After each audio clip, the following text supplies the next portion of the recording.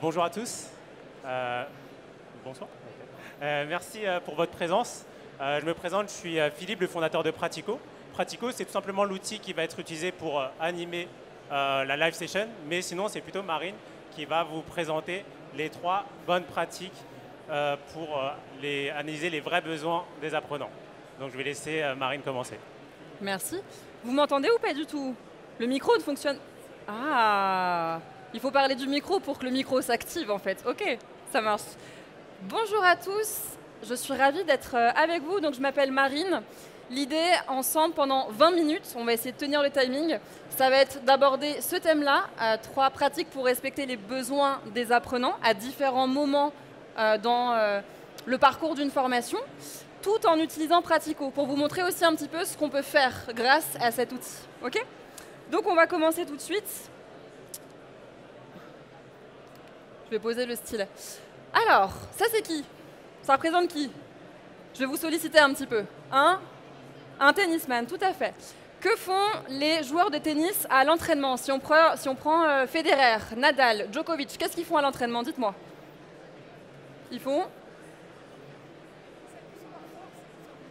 Ils appuient sur la force et ils boostent. Mais qu'est-ce qu'ils font comme type de coup? Il y a des joueurs de tennis dans l'assistance? La prochaine fois, je prendrai un autre sport. Des services, des coups droits, des revers. Tout à fait. Donc on est sur des joueurs qui sont internationaux, qui sont hyper compétents et qui, à l'entraînement, font des coups du tennis hyper basiques. Et ils répètent jusqu'à ce que ça devienne mécanique. D'accord? Et ça marche pour n'importe quel sport. Je vous ai pris le tennis. C'est un peu fort? Je m'éloigne un peu? Ça marche pour le tennis, mais ça marche pour tous les sports. Pourquoi est-ce que je vous parle de ça? Parce que dans ce que nous, on va se raconter aujourd'hui dans la conférence, ensemble, je vais revenir avec vous sur... J'avais pas le bon côté du style. Ah. Ok. Je vais revenir avec vous sur des basiques. Et c'est ce que je dis très souvent à mes apprenants quand je viens les former en formation. Quand on est quelqu'un expérimenté de terrain, parfois on a tendance à dévier un peu à gauche, à droite en fonction de ce qu'on apprend en formation. Donc moi, quand je viens former les gens, je viens les remettre un petit peu sur l'autoroute. Okay? Donc ce que je vais vous partager aujourd'hui, peut-être que ce sont des choses que vous connaissez déjà et que vous pratiquez déjà. Si c'est le cas, tant mieux. Okay? Alors, la première chose qu'on va voir, je vous ai mis le sommaire. On va voir ensemble 3 bonnes pratiques.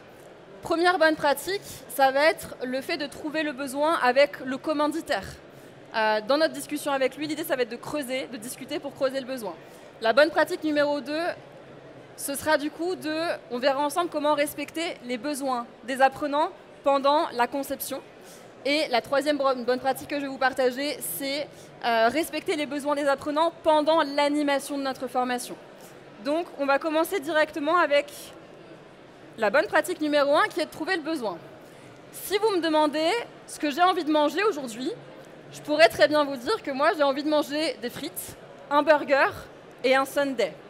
Et si on est amis dans la vie de tous les jours, vous pourriez très bien aller chercher tout ça pour me faire plaisir et me l'offrir. Si vous le faites, vous allez faire une erreur. Pourquoi?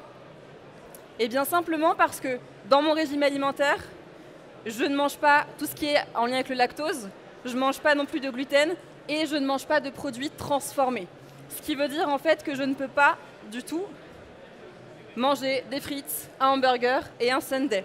Et là vous allez me dire, mais Marine, pourquoi est-ce que tu veux manger tout ça? Eh bien peut-être que je n'ai pas forcément conscience du fait que je ne peux pas manger ces aliments-là parce que peut-être que je ne connais pas mes intolérances ou mes allergies alimentaires. Et ça en fait c'est exactement ce qui se passe quand on est en discussion avec un commanditaire.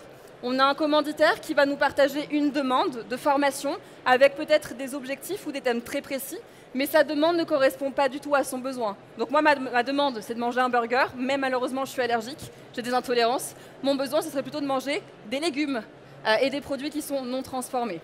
Si on creuse un petit peu le sujet et qu'on rentre sur un cas réel. Donc ça, c'est notre commanditaire. Il va nous demander un sujet A, un sujet B, un sujet C, donc de traiter plein de sujets pendant notre formation. Hop. Comme on vient de le voir, la demande n'est pas le besoin. Moi, mon rôle en tant que formatrice, ça va être de questionner le commanditaire pour décortiquer un petit peu, débroussailler. Et en fait, ce qui va se passer, c'est que je vais me rendre compte que dans sa demande, je vais récupérer effectivement, je n'ai pas pris le bon truc, hop là, le sujet A, parce qu'effectivement, au regard de ce que j'ai entendu, compris, analysé, ça va être pertinent de le faire en formation. Je vais prendre le sujet B, je vais prendre le sujet C, et peut-être que, hop, je vais même prendre aussi un sujet qui ne m'a pas forcément évoqué, mais que moi je trouve hyper pertinent en tant qu'experte métier. Ok, donc on va l'appeler le sujet X, par exemple. Et donc de la demande d'un commanditaire qui était de traiter 6 sujets de formation A, B, C, D, E, F, eh bien moi, dans ce que je vais comprendre de son besoin, par un jeu de questions-réponses, je vais récupérer, je vais analyser que les vrais sujets à traiter, les vrais sujets dont ont besoin les apprenants, ce sont les sujets A, B, C et un sujet X que le commanditaire n'avait pas du tout imaginé. Parce que comme moi avec le hamburger, il n'avait pas pris conscience de ses besoins. Et c'est mon travail de challenger sa demande. Hop. Je vous fais un exemple. J'ai un client qui m'a contacté fin 2023 pour faire une formation de formateur, ce qui est mon expertise. Il m'a dit, Marine, moi je veux que tu étoffes la boîte à outils de mes formateurs salariés en interne. Donc je l'ai questionné, j'ai creusé sa demande et donc je l'ai retraduit en besoin. Et en fait, dans la proposition pédagogique que je lui ai faite, je ne lui ai pas uniquement proposé des outils. Je suis venue un petit peu, j'ai reculé un petit peu et je lui ai proposé ce qu'on appelle chez nous des objectifs. Donc de traiter les objectifs en formation, donc objectifs de formation, objectifs pédagogiques, parce que les apprenants, donc les salariés, ne savaient pas les rédiger. Et je lui ai proposé également de partir sur ce qu'on appelle chez nous de l'évaluation formative. Parce que pareil, les apprenants n'en faisaient pas non plus. Et ça, c'est la proposition que je lui ai faite. Donc on voit bien que la demande n'est pas forcément le besoin. Donc je lui ai fait cette proposition, on a deal, la formation s'est passée en novembre et elle s'est hyper bien passée pour la petite fin de l'histoire. Hop. Donc, qu'est-ce qu'on conclut de ce que je viens de vous partager ? Moi, je vous invite auprès de vos commanditaires, si vous êtes des formateurs bien sûr, à poser plein de questions pendant un call, un entretien téléphonique, visio, physique, peu importe, en redemandant, en posant des questions autour du contexte, des objectifs de la formation, autrement dit, en situation opérationnelle, les gens doivent être capables de quoi ? Des questions sur le public, qui sont les apprenants ? Et des questions aussi, bien sûr, sur les pratiques actuelles. Qu'est-ce qu'ils font les apprenants ? Que font-ils sur le terrain concrètement ? Ça va vous permettre de distinguer la demande du besoin. Alors, on va voir si j'ai été claire. Je vous propose de rester sur votre téléphone, puisque vous avez dû scanner normalement le QR code au début. Et là, tout le monde me dit, oui, Marie, nous avons scanné le QR code. Non ? On peut remettre le QR code ou pas ? Les personnes peuvent... Bah oui. Allô ? Ouais. Ah, je l'ai là. Connecter avec le... En haut à gauche sur pratico.io/7016. Et sinon... Et sinon, on va afficher le QR code, c'est encore plus simple. On peut l'afficher ? Ok. Voilà. Je n'avais pas réussi. Merci. Connecter, ça vous permet de... Ah bah oui, c'est parce que c'est sûr. Merci. Voilà. Donc là, les gens qui se connectent en cours de route, normalement, nous récupèrent au même endroit que j'ai laissé le... Exactement. Je pense que tu peux faire un... Alors, est-ce que tout le monde est connecté ? Ouais. Je vois des gens qui scannent encore, qui screenent. Vas-y, c'est parti. Donc là, merci beaucoup. Donc, allez, normalement, vous avez quelque chose qui s'affiche sur votre écran. Et la question, c'est qu'est-ce qu'on retient de ce que je viens de vous partager ? Qu'est-ce que vous avez compris, retenu de ce que je viens de vous raconter ? Dis-moi. C'est pas connecté ? Tac, tac, tac. Viens voir. Ou alors, il faut que je le lance là ? Non, normalement, c'est bon. Les aléas du direct, je suis désolé. Je vais voir ce que les gens voient. Vous voyez quoi sur votre téléphone ? Ah, Voilà, c'est bon. ah, il y en a qui le voient du coup. Ok. Normalement, c'est Ok. bon. On va voir les Ça résultats. fonctionne ? Nickel, merci. Ça fonctionne chez certains. Ok. Ouais, tu vois, c'est pas... Touk, touk, touk. Donc là, tu l'as mis sur l'ordi ? Ok. Moi, je vous propose qu'on avance. Effectivement, la bonne réponse, pour ceux qui, en tout cas, qui l'ont vu sur leur téléphone, c'était le formateur expert a un rôle de conseil auprès du commanditaire. Okay, donc moi, je vous invite à toujours prendre le temps de discuter avec le commanditaire, de mettre les choses à plat et de voir un petit peu si on part sur sa demande ou si on part sur autre chose que potentiellement sa demande. Allez, on va continuer. Hop. Je vous propose de passer à la partie numéro 2. Donc là, on était dans la partie analyse du besoin. Maintenant, je vous invite dans la partie conception de la formation. Quand nous, en tant que formateurs, on se pose chez nous dans notre canapé avec notre petit scénario pédagogique et qu'on se dit comment est-ce qu'on peut faire pour respecter les besoins de tous nos apprenants en formation. En levant la main, qui connaît la pyramide de Maslow? Ça a plus de... Ouais, c'est mieux que le tennis, ça, du coup. Ça marche. Alors, normalement, ça doit être connu pour pas mal d'entre vous. Donc, on a une pyramide avec différents étages, avec différents besoins. L'idée, pourquoi est-ce que je vous parle de ça? C'est qu'en formation, en tant que formateur, on peut réinvestir ça aussi. Et se demander finalement comment est-ce que je peux venir, moi, formatrice, respecter les besoins physiologiques de mes apprenants. Comment est-ce que je peux venir respecter les besoins de sécurité de mes apprenants pendant ma formation, donc dans ma salle de formation. Pareil pour les besoins d'appartenance, pareil pour la reconnaissance et pareil pour les besoins de se réaliser. Et donc ça, quand je me pose, moi, Marine, en conception, je me dis, OK, comment est-ce que je peux nourrir les besoins de mes apprenants dans ma salle de formation, ces besoins qui sont liés à la pyramide de Maslow. Alors, les besoins physiologiques, je vous ai mis 3 manières de faire. La première, faire des pauses. On a besoin, quand on est un apprenant, de faire respirer son cerveau et de faire des pauses à différents moments de la journée. La deuxième manière, c'est, dans les besoins physiologiques, vous avez le côté se mouvoir, se déplacer dans l'espace. Et donc, quand on est un apprenant et qu'on reste assis comme ça, je caricature un peu, hein, mais assis comme ça pendant toute une journée de formation, ça peut être long. Donc on peut très bien prévoir des animations où les apprenants sont en mouvement. Ça ne veut pas dire qu'il faut les faire bouger toute la journée, mais on peut les faire bouger à certains moments de la journée. Ça, c'est possible. La dernière chose, et ça, je passe ma vie à discuter de ça avec tous mes clients, et je me le dis à moi-même aussi quand je crée mes formations, réduire la quantité d'informations partagées. Parce que plus on donne de contenu, plus les apprenants sont perdus et se disent mais finalement, qu'est-ce que je dois retenir en fait? Qu'est-ce qui est important? Donc notre mission en tant que formateur, c'est d'épurer notre contenu de formation et de partager le nectar, les huiles essentielles de notre matière première, okay, de notre expertise, si je le dis comme ça. Après les besoins physiologiques, on a les besoins de sécurité. Le premier que j'aime beaucoup, c'est la notion de sens. Et on a notre collègue qui s'appelle Malcolm Knowles, pour ceux qui le connaissent, qui en parle aussi, de la notion de sens. Et l'idée, c'est de donner du sens tout le temps en formation. Ça veut dire quoi? Ça veut dire que moi, Marine, je vais faire une formation sur un sujet. Je vais expliquer à mes apprenants pourquoi c'est important de parler de ce sujet-là en formation et pourquoi toutes les thématiques que je vais traiter dans la journée sont hyper importantes pour eux dans leur contexte de terrain. Donc là, je mets du sens au contenu de formation, au fond. On peut aussi mettre du sens dans la forme. La forme, ça va être comment je vais dynamiser ma journée. Est-ce que je fais des équipes? Est-ce que je les mets en équipe? Et j'en parlais d'ailleurs ce matin avec une cliente de ça. C'est important aussi d'expliquer pourquoi on dynamise comme ça, pourquoi on fait une classe inversée, pourquoi on fait une classe renversée, pourquoi on les met en équipe, pourquoi est-ce que c'est moi, formatrice, qui mets les apprenants en équipe? Parce que ça a du sens. Et si je n'explicite pas ça auprès de mes apprenants, ils ne peuvent pas forcément le comprendre. Et quand c'est compris, c'est hyper fluide sur tout le reste de la formation, à mes côtés en tout cas. La deuxième chose, c'est un basique, j'allais dire, démystifier le droit à l'erreur.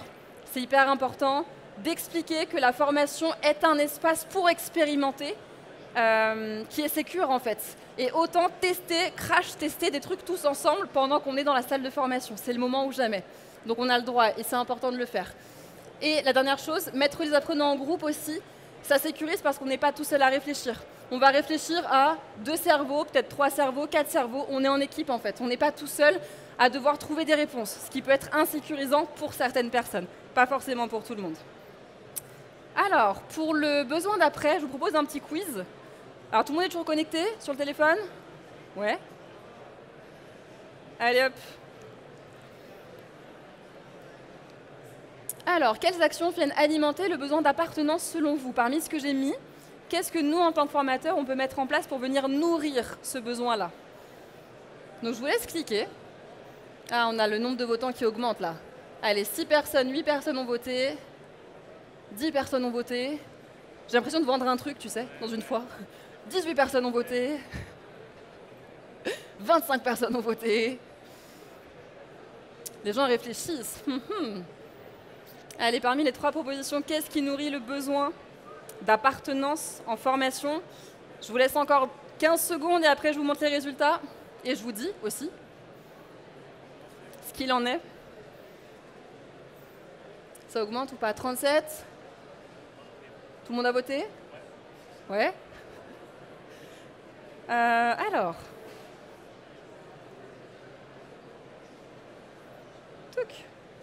Ok. Donc la bonne réponse était très simple. Les 3 réponses étaient justes dans ce que je vous ai proposé. Ok? Donc, pour nourrir ce besoin d'appartenance, on peut mélanger les apprenants dans différents groupes, ce qui fait qu'on va pouvoir discuter avec tous les apprenants de la formation, et ce qui fait qu'on va être très très à l'aise à n'importe quel moment de la journée ou de la formation pour aller parler à tout le monde, en fait, parce qu'on a déjà communiqué avec tout le monde, parce que le formateur nous a mis dans différents groupes tout au long de la formation. Donc ça, c'est chouette.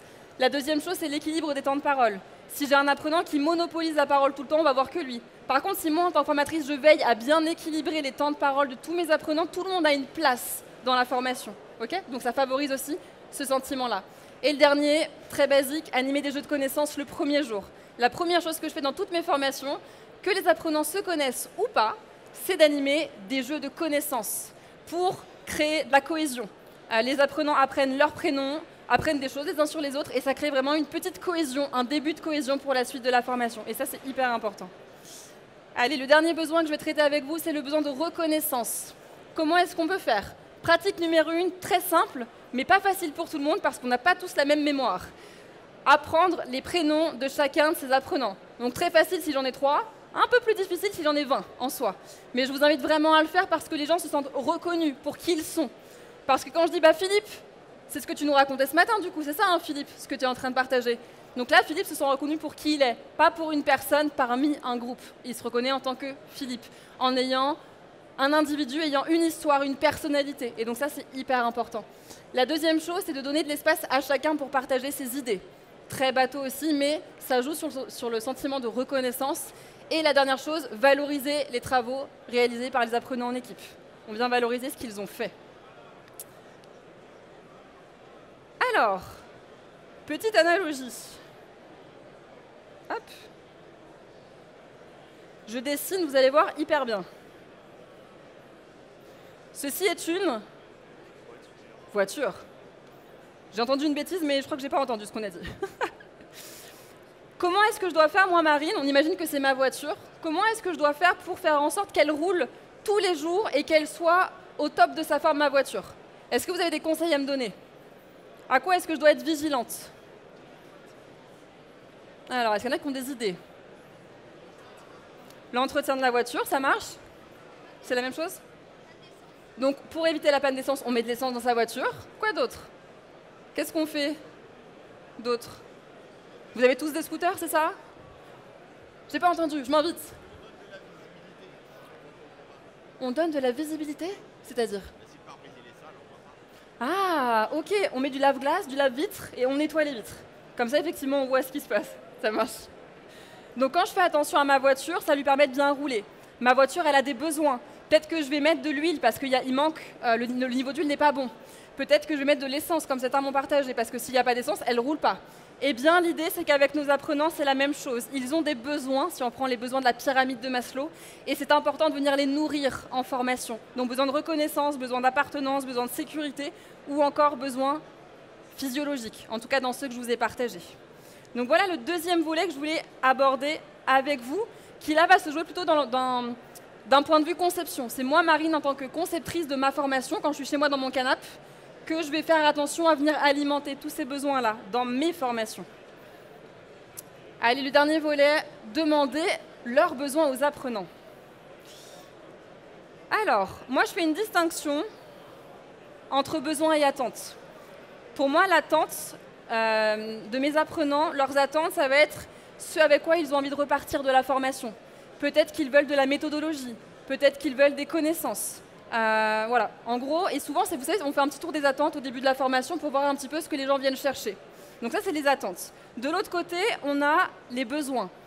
Et pour moi, les besoins, ça répond à la question suivante, et je la pose à mes apprenants en fonction du contexte, donc pas dans toutes mes formations. La question est la suivante. comment faire en sorte que la formation, elle soit la plus agréable possible pour toi. Autrement dit, quels besoins, moi, Marine, je dois venir nourrir pour que la formation, elle te soit agréable. Et donc, j'utilise un jeu de chez Committees. En levant la main, qui connaît ce jeu? Ok, ça marche. Donc, j'utilise un jeu de chez Committees qui est génial. Et en fait, c'est un jeu de cartes. Je l'ai là dans mon sac, je vous l'ai ramené. D'ailleurs, les jeux de chez Committees sont géniaux. Je vous conseille. Vous trouvez très facilement sur Internet. Vous avez un jeu en fait où vous avez des cartes avec des besoins. J'ai besoin de créer, j'ai besoin de sécurité, j'ai besoin de cadre, j'ai besoin de liberté, etc., etc. Donc il y a beaucoup de cartes. Je crois qu'il y en a à peu près 80 de mémoire. Et l'idée, donc, c'est que moi je pose cette question à mes apprenants. Chaque apprenant prend une feuille et un stylo. Donc là on est vraiment le jour de l'animation, hein. Chaque apprenant prend une feuille et un stylo. Je prends ce jeu de cartes-là et je l'étale sur une table. Comme ça, tout le monde peut aller regarder ces cartes parce que connaître ses besoins, bah, ce n'est pas forcément évident pour tout le monde. C'est même très dur quand on n'est pas habitué à aller sur ce terrain-là. Donc moi, je pose tout ça et on imagine que Philippe, c'est mon apprenant. T'es OK, Philippe? Allez. Donc Philippe, sur sa feuille, il m'a dit qu'il a besoin de cadre, mais qu'il a besoin aussi de liberté et qu'il a besoin de jouer. Donc moi, je vais récupérer sa feuille et est-ce que je sais précisément comment faire pour nourrir ce besoin? Bah, pas forcément. Donc je suis Maline, et ce que je fais, c'est que je vais lui demander mais comment ça s'illustre en fait? Ça veut dire quoi pour toi avoir besoin de cadre? Ça veut dire quoi pour toi avoir besoin de liberté? Ça veut dire quoi pour toi Philippe avoir besoin de jouer? Parce que d'un apprenant à un autre, ça peut être complètement différent en fait. Et donc là Philippe me dit bah moi, j'ai besoin d'avoir des règles à respecter et j'ai besoin d'avoir des consignes précises lors des ateliers. Ça vient me sécuriser. Ok. Sur le besoin de liberté, il a besoin de choisir ses groupes Philippe. Il n'aime pas être un peu mis dans des groupes un peu au hasard. Ça le sécurise du coup de choisir ses groupes et il veut avoir la liberté de participer ou pas à un atelier pendant ma formation. Ok. Et dans le côté besoin de jouer, il aime bien la compétition, il aime bien gagner des points. Donc moi, ça me donne des indications sur comment animer ma formation et aussi comment individualiser la relation avec chacun de mes apprenants pendant la formation, pendant les temps de pause, pendant les temps off, etc., etc. Et ça, c'est hyper précieux et très intéressant. Et donc, en gros, les apprenants me donnent leur mode d'emploi, leur notice. C'est un peu le manuel de chacun. C'est ça l'idée. Allez, je vous propose qu'on finisse et qu'on conclue avec un petit sondage. Je vous ai partagé 3 manières de nourrir le besoin. Un, lors de l'analyse du besoin, une autre manière pendant la conception, une autre manière pendant l'animation. Est-ce que vous alimentez tout ça, vous, si vous êtes formateur, bien sûr, dans vos formations? Donc, vous utilisez peut-être les 3 tout le temps. Peut-être que vous utilisez les 3, pardon, mais en fonction du contexte. Peut-être que c'est 2 sur 3, 1 sur 3, ou aucune des idées que je vous ai partagées. Donc je vous laisse réfléchir, voter. C'est un sondage, tranquillement.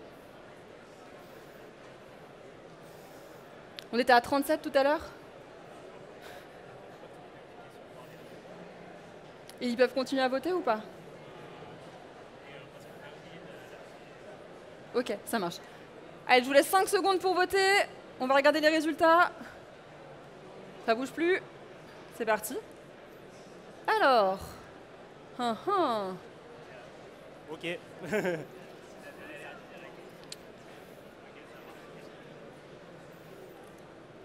Allez, pour finir cette petite conférence, la question que j'aimerais vous poser, c'est qu'est-ce que vous allez mettre en pratique dès demain? J'espère beaucoup de choses pour nourrir les besoins des apprenants. Merci beaucoup pour votre attention. Merci à tous.